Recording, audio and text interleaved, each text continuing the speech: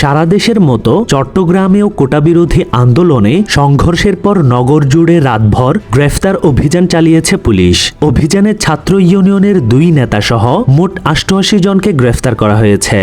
চট্টগ্রামের ফটিকছড়িতে hydraulics break মেরে motorcycle থেকে উল্টে পড়ে মোহাম্মদ লোকমান নামে এক যুবকের মর্মান্তিক মৃত্যু হয়েছে।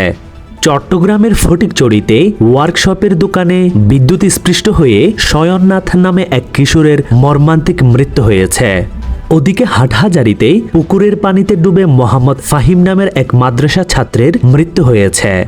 চট্টগ্রাম বিশ্ববিদ্যালয় অনির্দিষ্টকালের জন্য বন্ধ ঘোষণা করা হয়েছে। এছাড়া সন্ধ্যা 6টার মধ্যে ছাত্রীদের এবং রাত 9টার মধ্যে ছাত্রদের আবাসিক হল ত্যাগের নির্দেশ দেওয়া হয়েছে। এদিকে লোহাগাড়ার বড় হাতিয়ায় বিদ্যুৎস্পৃষ্ট হয়ে মোহাম্মদ আলমগীর নামে এক যুবকের মৃত্যু হয়েছে। চট্টগ্রামে কোটা সংস্কার দাবিতে আন্দোলনে সংঘাত সৃষ্টির দায়ে শিবিরের 16 কর্মীকে গ্রেফতার করেছে গোয়েন্দা পুলিশ।